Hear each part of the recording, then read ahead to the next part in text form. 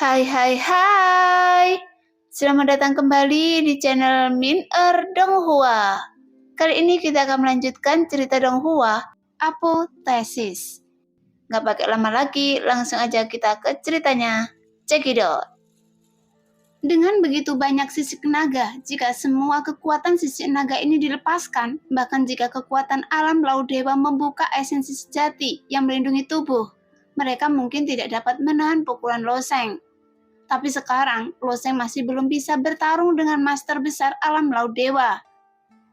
Bagaimanapun, Master Besar Alam Laut Dewa tidak hanya kuat, tetapi kecepatan, seni bela diri, keterampilan, dan pemahaman hukum, mereka semuanya lebih baik daripada Loseng.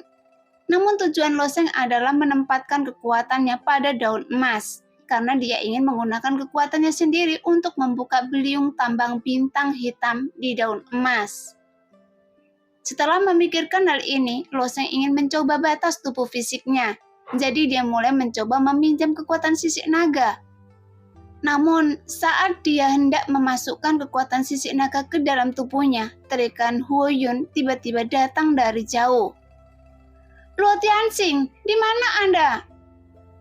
Huoyun memasuki gudang bersama Loseng. Dia hanya melihat-lihat senjata-senjata ini dan melihat kekuatan kutukan pada mereka. Ketika Huoyun sedang memikirkan apakah ada cara untuk memurnikan kekuatan kutukan pada senjata-senjata ini. Di antara hukum-hukum asli ini, kekuatan beberapa hukum memiliki efek yang sama setelah dikembangkan ke tingkat yang tinggi. Misalnya hukum ruang, hukum guntur, dan hukum api. Semuanya mengandung pengaruh yang cukup besar, yaitu efek pemurnian. Hanya saja prinsip efek pemurniannya masing-masing sedikit berbeda. Hukum petir dapat memancarkan kilatan kecil yang tak terhitung jumlahnya dan memurnikan target tertentu. Tetapi hukum api berbeda. Pemurnian dalam hukum api bukanlah pemurnian, tapi membakar semuanya, dan Huoyun mengendalikan jenis api murni. Meskipun suhu api murni ini tidak tinggi dan bisa dikatakan sangat rendah, bahkan jika api murni ini diletakkan di atas kayu bakar yang kering, dia tidak akan mampu menyalakan kayu bakar yang kering tersebut. Namun api murni sangat efektif melawan beberapa kekuatan negatif. Sepertinya kekuatan kutukan tentunya juga sangat efektif melawan hal-hal jahat tersebut. Tapi Huoyun tidak tahu apakah api murni miliknya bisa berpengaruh pada kekuatan kutukan. Memikirkan hal ini, Huoyun mulai mengeksperimen sendiri. Kemudian api putih susu muncul di tangannya dan mulai membakar kekuatan terkutuk pada tombak. Jelas api murni Huoyun dan api hitam di benak Loseng adalah dua api ekstrim yang berbeda. Api hitam di benak Loseng dapat membakar hampir segalanya hanya dengan sedikit putaran. Tetapi api murni Huoyun tidak bisa dan tidak menyebabkan kerusakan pada senjatanya. Saat api putih susu berputar, asap hitam di tombak terus menghilang. Berhasil! Huoyun juga menunjukkan ekspresi terkejut, tapi dia hanya senang.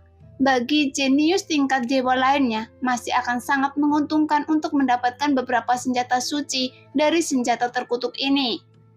Tapi untuk Huoyun nilai senjata suci ini di matanya tidak lebih dari sampah. Biarpun api pemurniannya memiliki efek seperti itu, dia terlalu malas untuk memurnikan semua senjata ini. Pada saat ini, Huoyun terkejut saat menyadari bahwa Loseng sepertinya sedang menuju ke dalam gudang. Jadi dia hanya membuang tombak yang telah dimurnikan dan pergi mencari Loseng. Luo Tianxing! Dia memanggil beberapa kali dan melihat sosok Loseng tiba-tiba muncul. Huoyun melihat dan mengulurkan tangan untuk menutup mulutnya. Luo Tianxing, ada apa dengan Anda? Ketika Loseng melihat Huoyun menatapnya dan heran, dia sangat bingung. Apa yang terjadi padanya? Hanya saja dia menelan banyak esensi Tianyan, tetapi orang lain seharusnya tidak tahu bahwa dia menelan esensi Tianyan. Akibatnya, apa yang dikatakan Huoyun selanjutnya mengejutkan Loseng. Apakah Anda memakan senjata itu? Kata-kata ini membuat jantung Loseng berdebar kencang. Dia tidak ingin ada yang tahu tentang menelan esensi Tianyan. Lagi pula, itu melibatkan api hitam dan tungku misterius.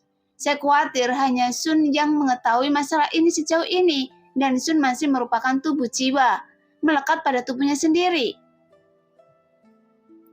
Apa maksud Anda? Tidak peduli bagaimana Hu Yun-er melihatnya, Lo Sheng tidak akan mengakuinya. Hu Yun-er menunjuk ke wajah Lo Sheng dan berkata, jika Anda tidak menelan senjata-senjata itu, bagaimana kekuatan terkutuk ini bisa ada di tubuh Anda? Sekarang tubuh Anda telah berasap.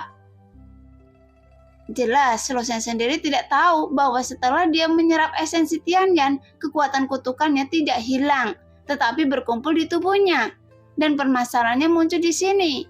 Bahkan yang tidak diketahui Lo Sheng adalah kekuatan kutukan ini menimbulkan banyak kerusakan pada makhluk hidup. Dan kerusakan tersebut berasal dari dua aspek. Kekuatan kutukan tersebut akan terus meresap ke dalam tubuh, kemudian secara perlahan mengikis kewarasan orang tersebut, menyebabkan kewarasan orang tersebut terus terdistorsi. Bahkan menjadi tidak normal hingga menjadi orang gila. Tapi ini untuk para prajurit yang sering memakai senjata terkutuk. Mereka tidak ada yang mau membawa senjata tersebut. Dilihat dari karakteristik kekuatan kutukan, efeknya sama dengan racun. Namun tubuh senjata suci Lo Sheng sama sekali mengabaikan efek ini. Namun kekuatan kutukan mempunyai efek lain, yaitu membuat senjata tersebut lebih mudah dipatahkan. Kekuatan yang ditampilkan senjata tersebut hanya sekitar setengah dari sebelum dikutuk. Mengenai efek negatif ini, Lo Sheng mungkin harus memperhatikannya. Setelah tubuh senjata suci terkontaminasi dengan kekuatan kutukan ini, maka kekuatan tubuh fisiknya berkurang drastis. Lo Sheng sama sekali tidak menyadari efek kutukan ini, tapi dia tidak akan pernah membiarkan asap hitam terus keluar dari tubuhnya. Jadi setelah mendengar kata-kata Hu Yun-er, Lo Sheng terkejut dan mengambil pisau besar langsung dari kotak tembaga lainnya. Bila yang bersinar itu seperti cermin. Melalui cermin bilahnya, dia melihat dirinya sendiri dan ke dalam tubuhnya. Benar saja, ada udara hitam yang terus-menerus keluar, dan ini agak merepotkan. Hati Lo Sheng tiba-tiba tenggelam dan kemudian dia bertanya, apakah kekuatan kutukan ini berdampak? Saya juga tidak tahu. Hu Yun-er berkedip dan menatap Lo Sheng dengan rasa ingin tahu. Dia tidak tahu bagaimana Lo Sheng memasukkan kekuatan kutukan ini ke dalam tubuhnya. Kebanyakan orang tidak dapat melakukannya, meskipun mereka menginginkannya senjata terkutuk ini tidak dipakai untuk waktu lama. Tapi apakah dia benar-benar memakan senjatanya? Ini adalah senjata abadi. Tidak peduli seberapa kuat tubuhnya, dia tidak dapat mencerna senjata abadi ini. Melihat Hu Yun-er menatapnya dengan rasa ingin tahu, Lo Sheng juga menunjukkan ekspresi tak berdaya di wajahnya. Hu Yun-er mungkin sudah dibodohi, dan bahkan jika dia tidak memberitahu dirinya sendiri, dia tidak akan bertanya lagi. Tapi yang lain tidak sebodoh itu. Jika orang-orang kuat dari alam laut dewa itu menabraknya, dia akan mendapat masalah. Bahkan jika dia didesak untuk diinterogasi. Tapi Lo Sheng benar-benar tidak punya pilihan sekarang. Melihat ekspresi Lo Sheng yang kusut, Hu Yun-er tersenyum sedikit. Dengan tatapan tenang di matanya yang indah, dia berkata, saya tidak tahu apa konsekuensi dari kutukan ini, tapi pasti buruk. Saya bisa memurnikannya. Bisakah Anda memurnikannya? Lo Sheng tiba-tiba terkejut. Iya, kata Hu Yun-er serius. Tapi dia adalah tipe wanita yang tidak bisa bercanda. Karena Anda bisa memurnikan, maka Anda, kata Lo Sheng di tengah jalan dengan senyum bodoh di wajahnya. Menurut logika Lo Sheng, dengan kemampuan ini, dia secara alami akan memurnikan semua senjata ini satu persatu dan kemudian menjualnya. Tapi bagaimana seorang putri agung kerajaan dewa bisa melihat senjata abadi dan senjata suci ini? Hu Yun-er mungkin menebak apa yang ingin dikatakan Lo Sheng, jadi tersenyum penuh pengertian, tetapi berkata kepada Lo Sheng, jangan bergerak. Setelah selesai berbicara, nyala api putih susu muncul di tangan Hu Yun-er dan Lo Sheng tidak merasakan suhu apapun dari nyala api itu. Api macam apa ini? Melihat api putih susu, wajah Lo Sheng menunjukkan ekspresi keheranan. Ini adalah api murni, api yang dapat memurnikan segalanya. kata Huo Yun-er perlahan mendorong api ke arah Lo Sheng. Di bawah nyala api ini, Lo Sheng tidak hanya tidak merasakan panas, tetapi juga merasakan sedikit kesejukan darinya. Jelas masih ada nyala api di bawah langit, dan Lo Sheng juga terasa sangat ajaib. Tetapi di bawah serangan kesejukan ini, pemikiran Lo Sheng menjadi sangat murni. Tapi api murni Huo Yun-er tidak hanya dapat memurnikan kekuatan kutukan, tetapi juga memurnikan pikiran-pikiran yang mengganggu. Pikiran-pikiran jahat, bahkan pikiran-pikiran jahat makhluk hidup. Tentu saja, pikiran-pikiran yang mengganggu orang-orang terus-menerus dihasilkan, tetapi api murni ini memasuki tubuh Lo Sheng. Setelah itu, pikirannya yang mengganggu dimurnikan untuk sementara.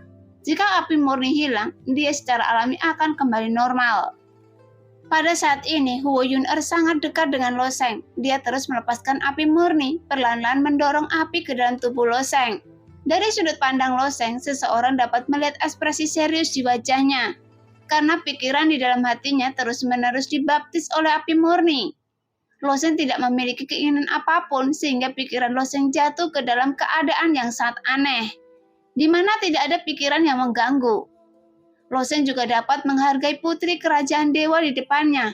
Dengan metalitas yang sangat murni, di mata Lo Sheng kulit putih porselen Huo Yun-er pupil gelap dan dalam. Bulu mata tebal gemetar dan rambut panjang yang digantung tepat di bahu. Semuanya seperti karya seni yang sangat indah. Tapi Huo Yun-er ditatap oleh Lo Sheng dengan mata yang begitu murni. Dua awan merah tiba-tiba muncul di pipinya yang putih. Dari jari-jarinya sedikit gemetar. Tapi api murni terus berdetak di tangannya, dan sepertinya itu bersama jantung berdetak pada frekuensi yang sama. Untungnya, api murninya tidak melukai siapapun. Meskipun berdetak secara acak, dia tidak akan membakar Lo Sheng. Lo Sheng menyerap begitu banyak esensi Tianyan, dan kekuatan kutukan pada senjata itu juga diserap ke dalam tubuhnya oleh Lo Sheng. Jadi kumpulan kekuatan kutukan ini cukup besar. Meskipun kemampuan pemurnian api murni Huo Yun-er luar biasa,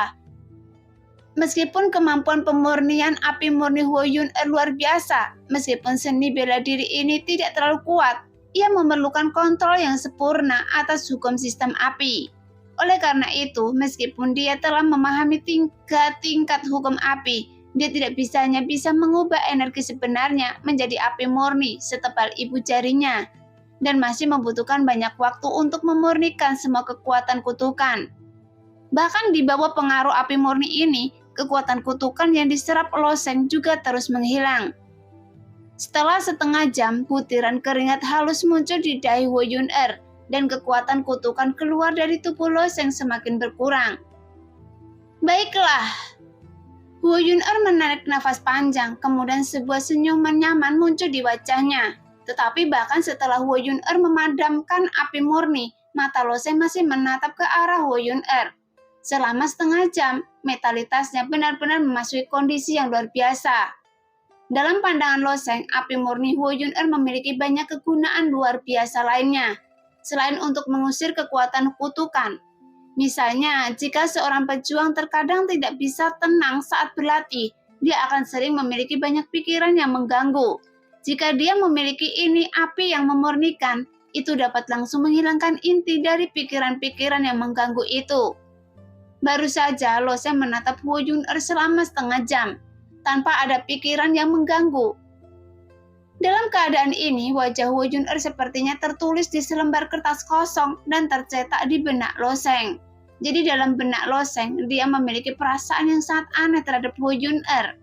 Perasaan ini bukanlah kekaguman, tetapi sesuatu yang mirip dengan apa yang terjadi setelah seekor anak ayam memecahkan cangkangnya dan melihat seekor ayam untuk pertama kalinya merasakan kedekatan. Saat menemukan bahwa Lo Sheng masih menatapnya dengan gila-gilaan, bagaimana Huo Yun-er bisa mengetahui apa yang dipikirkan Lo Sheng?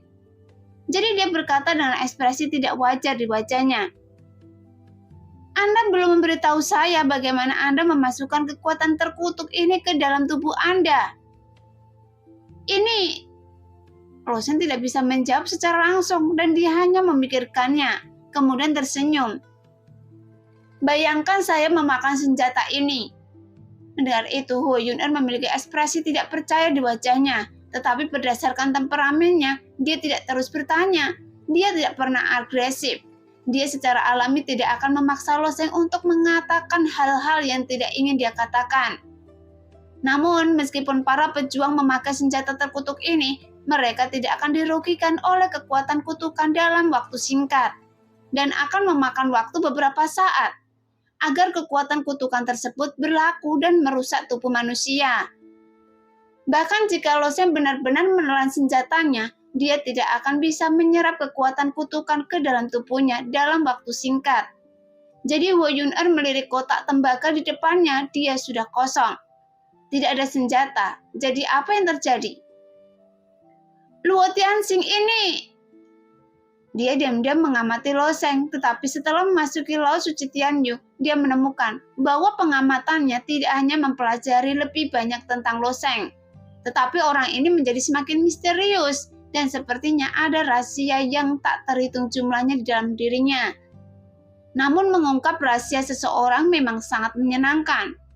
Bagi Huo Yun-er, menjelajahi Laut Suci Tianyu seperti sebuah perjalanan, dan menemukan rahasia Lo Sheng seperti permainan kecil. Karena Lo Sheng telah menelan begitu banyak esensi Tianyan, dia sangat ingin mencurahkan kekuatan ke dalam tubuhnya. Inilah sebabnya dia meninggalkan gudang senjata bersama Huo Yun-er dan kembali ke piramida lagi. Pada saat ini, sebagian besar prajurit pemungut sampah telah kembali dari gudang senjata karena bahaya serangga pemakan biji telah dihilangkan.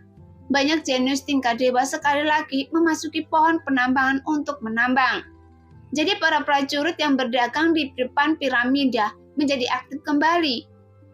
Melihat Luo Tianxing kembali, Yu Ying buru-buru melambaikan tangannya dan berkata dengan gembira di wajahnya, Saudara Tianxing, saya menerima 36 batu kehidupan lagi. Para jenius tingkat dewa itu mengetahui metalitas Yu Ying terlebih dahulu. Tahun ini, semua batu kehidupan mentah dibeli oleh Yu Ying dan Lo Sheng. Sekarang batu kehidupan mentah ini telah menjadi barang langka, bahkan lebih langka dari biji langka lainnya. Adapun alasannya sangat sederhana. Jika Anda menggali biji langka lainnya, Anda mungkin tidak dapat menggunakannya atau Anda mungkin tidak membutuhkannya sama sekali. Jadi Anda hanya dapat menukarnya. Tetapi jika Anda menggali batu kehidupan mentah, Anda bisa pergi langsung ke Yu Ying untuk menukar biji yang mereka butuhkan. Dan sekarang, karena batu kehidupan semakin sedikit, harga Yu Ying semakin tinggi. Jadi nilai yang dia tawarkan jauh melebihi nilai batu kehidupan itu sendiri.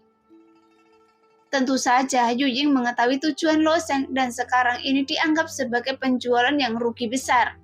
Namun tidak peduli apa, selama dia menukar batu kehidupan mentah dengan itu, dia akan mencoba yang terbaik untuk memenuhi persyaratan pihak lain. Meskipun Yu Ying sangat enggan untuk membantu Lo Sheng menukar batu kehidupan, dia hanya bisa menggunakan metode ini. Lo Sheng mengangguk sambil tersenyum. Meskipun tujuan Lo Sheng telah berubah, dia masih bisa menggunakan batu kehidupan.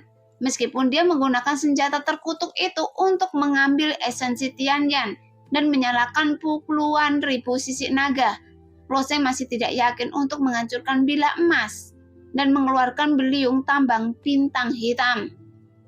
Oleh karena itu, batu kehidupan masih menjadi alternatif Lo Sheng. Paling buruk, dia akan mengambil sebagian dari batu kehidupan tahun ini dan kembali lagi tahun depan. Pada saat ini, Huo Chen juga muncul dalam lingkaran cahaya, tetapi wajahnya penuh kegembiraan dan dia berlari ke arah Huo Yun-er sambil berteriak, Kakak, lihat biji saya. Di tangan Huo Chen terdapat sebuah batu berwarna merah. Permukaan batu tersebut tampak kasar dan membentuk awan api melingkar yang terlihat sangat indah. Batu jenis apa ini? Huo Yun-er berkedip dan menatap biji itu dengan rasa ingin tahu. Bagaimanapun, kakak dan adik dari keluarga Huo tidak tahu banyak tentang biji itu. Melihat kegembiraan Huo Chen, Huo Yun-er juga menatap biji itu dengan rasa ingin tahu di wajahnya. Lo Sheng juga menatap biji itu dengan wajah bingung. Selain bentuk bijinya yang unik, dia tidak melihat sesuatu yang istimewa. Awan api didistribusikan secara teratur sehingga kemungkinan besar diukir dengan tangan.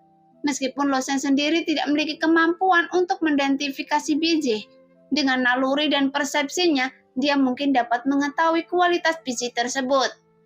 Meskipun ada banyak biji sampah di antara biji yang dia lempar ke Yu Ying untuk diperdagangkan, 70% di antaranya adalah biji itu masih sangat langka. Ini adalah batu api Wuxin, sangat berguna bagi para pejuang yang mempraktekkan hukum api. Saudari, saya akan memberikannya kepada Anda, kata Huo Chen sambil tersenyum. Mendengar apa yang dikatakan Huo Chen, ekspresi Lo Sheng menjadi semakin aneh, dan Yu Ying di sebelahnya mengedipkan matanya sebelum bertanya dengan rasa ingin tahu. Batu api Wuxin? Mengapa saya belum pernah mendengar tentang biji jenis ini? Jelas ada ribuan jenis mineral di pohon mineral, tetapi Yu Ying mengetahui hampir semuanya. Tetapi dia belum pernah mendengar tentang batu api Wuxin. Dia berkedip dan melihat batu di tangan Huo Chen. Tetapi dalam hatinya dia berpikir bahwa Huo Chen adalah pria yang sederhana dan jujur. Mungkin dia tertipu, bukan? Tidak apa-apa jika dia menggali batunya sendiri, tapi jika ditukarkan dengan orang lain, dia mungkin akan menderita kerugian besar. Memikirkan hal ini, Yu Ying memberitahu Lo Sheng apa yang dia pikirkan di dalam hatinya. Dengan menggunakan transmisi suara esensi sejati, Lo Sheng awalnya sangat bingung. Dengan analisis Yu Ying, dia pada dasarnya yakin. Dia bertanya dengan tenang. Pangeran Huo Chen, apakah Anda menggali batu Wuxin ini sendiri atau ditukar dengan orang lain? Mendengar itu, Huo Chen tidak tahu mengapa Lo Sheng menanyakan pertanyaan ini, tetapi dia berkata dengan datar. Saya tidak menggali ini, Liu Xiu menjualnya kepada saya. Ada apa? Huo Yun-er sedikit mengernyit ketika mendengar nama Liu Xiu. Dia tidak menyukai ketiga pangeran dari 4 kerajaan dewa lainnya, kecuali adik laki-lakinya yang lebih jujur dan jujur, terutama Liu Xiu, putra mahkota kerajaan Dayu yang sangat licik dan licik. Meskipun Huo Yun-er hanya memiliki sedikit kontak dengannya, dia pasti tidak meninggalkan kesan yang baik padanya. Jadi Huo Yun-er segera bertanya, berapa banyak yang Anda belanjakan untuk batu api Wuxin ini? Huo Chen menjawab, 9.000. Batu esensi sejati yang disebutkan di sini secara alami adalah batu esensi sejati terbaik. 9.000 batu esensi sejati berkualitas tinggi jelas bukan jumlah yang kecil bagi pangeran kerajaan dewa, dan mungkin setara dengan lebih dari setengah tabungan Huo Chen. Segera Huo Yun-er mengambil batu api hati hitam dari tangan Huo Chen, dan semakin mengerutkan keningnya. Melihat ekspresi saudara perempuannya, Huo Chen berkata, Saudari, mereka telah menunjukkan secara langsung bahwa biji ini dapat menahan pembakaran api sungguhan. Mereka mengatakan bahwa setelah dimurnikan, biji ini dapat mengkonsolidasikan kemurnian api. Begitu Huo Chen selesai berbicara, gumpalan api muncul di tangan Huo Yun-er. Meskipun api di tangannya tidak besar, suhunya sangat kuat. Kekuatan hukum api tingkat 3 bukanlah lelucon. Tepat di bawah nyala api murni ini terdengar suara berderak dari batu api Wuxin, dan awan api halus di batu api Wuxin meledak dengan retakan. Dalam sekejap mata, seluruh batu api Wuxin terbakar berkeping-keping. Melihat itu, mata Huo Chen terbuka lebar dan dia menatap kosong pada pecahan-pecahan ini dengan ekspresi luar biasa di wajahnya. Huo Chen mungkin tidak sekuat Huo Yun-er, tetapi dia juga telah mengembangkan kekuatan hukum api tingkat ketiga. Sebelumnya, dia telah menggunakan api aslinya untuk memurnikan batu api Wuxin, membakar setengah kolam. Tapi batu api hati hitam itu tidak terbakar dalam sebatang rupa. Tapi mengapa adiknya mengambil tindakan? Jadi saat ini, Huo Chen juga mengerti bahwa dia mungkin telah tertipu. Melihat itu dalam benak Lo Sheng dan Yu Ying, mungkin Liu Xiu yang menggunakan beberapa cara untuk menipu Huo Chen. Karena Huo Chen tidak punya rencana, membosankan dan jujur, jadi tidak sulit untuk menipunya. Mata Huo Yun-er acuh tak acuh, tetapi sudah ada rasa dingin di wajahnya. Dia memiliki temperamen yang santai dan tidak pernah suka bersaing dengan orang lain. Tetapi dia tidak akan pernah membiarkan orang lain menipu kakaknya. Pada saat ini, lingkaran cahaya di sisi piramida berkedip sedikit, dan Liu Xiu lah yang keluar dari pohon penambangan sambil membawa beliung penambangan. Setelah Liu Xiu keluar, lingkaran cahaya juga terus berkedip, mengikuti Liu Xiu. Gerakan prajurit itu juga meninggalkan lingkaran cahaya. Meskipun hanya satu prajurit yang dapat ditampung pada satu daun, Liu Xiu dan kelompoknya dapat memilih untuk masuk melalui pintu sempit yang diterhubung. Dengan cara ini, setelah memasuki pohon penambangan, mereka juga akan jatuh pada beberapa daun yang berdekatan. Kali ini, setelah Liu Xiu menambang, dia keluar, dan para jenius tingkat dewa yang mengikuti Liu Xiu secara alami mengikuti keluar. Huo Yun-er memegang pecahan tambang api wusin di tangannya dan menatap langsung ke arah Liu Xiu. Meskipun hatinya sedang marah, suaranya tetap anggun dan tenang. Namun kata-katanya mengungkapkan keagungan yang tidak bisa ditolak. Liu Xiu, kembalikan 9.000 batu esensi sejati kepada saya, dan Anda dapat mengambil kembali barang-barang ini, dan masalah ini akan dilupakan. Jelas Liu Xiu memperoleh banyak hal dari perjalanan ke alam rahasia Yu Huang. Jadi dia dalam suasana hati yang baik. Selain Lo Sheng, si cabul, pangeran dan jenius tingkat dewa lainnya seharusnya mendapatkan banyak hal. Tidak sebaik dirinya. Adapun Lo Sheng, meskipun dia cemburu, pendapatan dari Yu Ying saja mungkin lebih dari 100.000 batu esensi sejati berkualitas tinggi. Dia tidak bisa membandingkan sama sekali, tapi itu tidak masalah. Di mata Liu Xiu, Lo Sheng hampir sama dengan orang mati. Anak itu terlalu tajam dan sakti, dan tidak mungkin ayahnya melepaskannya. Mendengar kata-kata Huo Yun-er, mata Liu Xiu berbinar.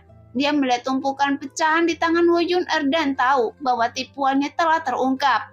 Namun dia tidak menunjukkan kegugupan sama sekali. Sebaliknya, dia menjawab dengan serius. Apa ini?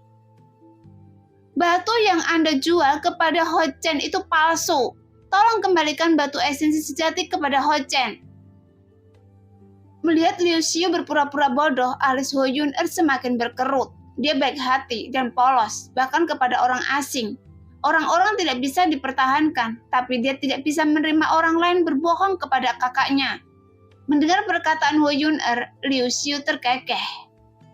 Putri Yun-er, apa yang Anda katakan salah? Kapan saya mengatakan bahwa batu ini asli? Anda jelas sekali. Ho Chen juga merasa cemas. Tepat ketika dia hendak berbicara, Liu Xiu segera mengambil keputusan dan berkata, "Ada apa dengan saya? Ho Chen, apakah saya memberitahu Anda bahwa batu ini adalah asli? Haruskah saya mengingatkan Anda juga bahwa saya tidak yakin dengan nilai batu ini, kan? Dan apakah saya juga bilang kalau saya tidak ingin menjualnya pada Anda, kan? Anda bersikeras untuk membelinya sendiri, dan Anda bersumpah tidak peduli apakah itu benar atau salah. Jadi Anda tidak akan mengejarnya, kan?" Liu Xiu sangat pandai bicara dan bisa mengucapkan beberapa kata dari mulutnya. Tetapi Ho Chen begitu tertahan sehingga dia tidak bisa berkata apa-apa. Pada akhirnya dia hanya bisa menahan rona merahnya dan mengangguk. Karena kata-kata Liu Xiu memang benar, nyatanya dia hanya membuat permainan kecil dengan beberapa orang jenius tingkat dewa, dan dengan mudah merayu Ho Chen. Putri Yun-er, kakak Anda sudah mengakuinya, bukankah ini sudah sangat jelas? Saya bahkan bilang bahwa saya tidak akan menjualnya padanya, tapi Ho Chen ingin membelinya. Sekarang Anda mencari masalah dengan saya, jadi bukankah itu tidak pantas untuk Anda bertanya saya? Menghadapi pertanyaan Liu Xiu, Huo Yun-er tidak tahu bagaimana menjawabnya. Dia tidak terlalu pandai berdebat. Ketika Liu Xiu membuka mulutnya, semua alasan ada di pihaknya. Sepertinya kakaknya salah. Melihat wajah Huo Yun-er, Liu Xiu memiliki senyum bangga di wajahnya, tetapi dia terkekeh. Sebenarnya, meskipun Ho Chen memaksa saya untuk menjual batu ini kepadanya, dan batu itu dibakar sampai titik ini oleh Anda, Putri Yun-er, tapi saya mungkin tidak bisa mundur. Wajah Huo Yun-er bergerak sedikit. Apa maksud Anda? Liu Xiu tersenyum dan berkata, "Jika Putri Yun-er meminjamkan saya gelang giok yang Anda kenakan selama 1,5 tahun, saya akan menganggap diri saya tidak beruntung dan mengembalikan batu esensi sejati ini secara penuh. Bagaimana menurut Putri Yun-er?" Jelas, nilai semi artefak di lengan Huo Yun-er tidak dapat diukur. Pangeran biasa tidak mendapatkan perlakuan ini sama sekali. Meskipun Liu Xiu adalah pangeran terkaya di kerajaan Dayu, dia hanya memiliki 2 tombak guntur yang dapat diperingkat pada level senjata semi suci. Tapi tombak guntur hanyalah senjata ajaib yang dapat digunakan 1 kali. Dan Liu Xiu telah menggunakan salah satu tombak guntur untuk melarikan diri di zona binatang roh. Jadi dia hanya memiliki tombak guntur yang tersisa di tangannya. Setelah mendengar ini, Lo Sheng akhirnya tidak bisa menahan tawa. Melihat Lo Sheng tertawa begitu saja di depannya, wajah Liu Xiu menjadi gelap. "Mengapa Anda tertawa?" "Saya menertawakan kenyataan bahwa beberapa orang dapat berbicara tanpa malu-malu dan dapat melakukan tindakan tidak tahu malu sedemikian rupa. Jadi saya sangat mengagumi Anda," kata Lo Sheng sambil tersenyum. "Sombong! Lo Sheng, menurut Anda siapa yang tidak tahu malu?" "Yang mulia adalah putra mahkota kerajaan Dayu kami. Bagaimana Anda bisa menghinanya?" "Lo Sheng, sepertinya Anda belum menjelaskan identitas Anda dan Anda hanyalah orang biasa. Jadi, Anda bukan apa-apa di depan keluarga kerajaan." Sebelum Liu Xiu dapat berbicara, para jenius tingkat dewa yang mengikuti Liu Xiu mulai berteriak. Di antara 4 kerajaan dewa utama, para pejuang memiliki jurang yang tidak dapat diatasi di depan manusia. Dan keluarga kerajaan juga memiliki jurang yang tidak dapat diatasi di depan para pejuang. Dan ini adalah hak keluarga kerajaan dari kerajaan dewa. Namun pemikiran sempit semacam ini juga dibangun oleh 4 kerajaan dewa utama selama ribuan tahun, tetapi tidak memiliki efek jera pada Lo Sheng. Terus terang, pendirian kerajaan dewa bergantung pada kekuatannya sendiri. Jika keluarga kerajaan dari kerajaan dewa kehilangan kekuatannya, maka kerajaan dewa ini juga akan berada dalam bahaya. Dan tidak ada penguasa besar alam laut dewa di sini. Kekuatan Lo Sheng hampir bisa menyapu para jenius tingkat dewa ini. Jadi bagaimana dia bisa menempatkan Liu Xiu di matanya? Lalu bagaimana jika Liu Xiu adalah putra mahkota kerajaan Dayu? Ada kerajaan besi hitam di belakang Lo Sheng. Belum lagi, Lo Sheng masih membantu Ho Yun Er dan Ho Chen maju. Dan ada kerajaan Tian Feng di belakang mereka. "Kalian terlalu banyak bicara omong kosong." Lo Sheng tersenyum dingin, matanya tertuju pada Liu Xiu. "Saya hanya akan mengatakannya sekali. Kembalikan batu esensi sejati ke Ho Chen. Biarkan masalah ini berlalu dan jangan mempermalukan diri Anda sendiri." Begitu kata-kata ini diucapkan, wajah Liu Xiu tiba-tiba menjadi sangat jelek. Ho Yun Er mungkin sangat kuat, tetapi Liu Xiu tidak memiliki pantangan apapun tentang hal itu. Tapi salah satu saudara kandung keluarga Huo tidak berperasaan, dan yang lainnya terlalu naif. Tapi Lo Sheng juga ingin membela mereka. Jika Lo Sheng lebih sopan, Liu Xiu mungkin akan menyerah, tapi apa yang dia katakan terlalu tidak menyenangkan. Jika dia menyerah secara langsung, di mana dia akan meletakkan wajahnya di masa depan? Nah, demikianlah cerita hari ini. Terima kasih yang sudah menonton video Min Er sampai selesai. Sampai jumpa di video selanjutnya. Bye-bye.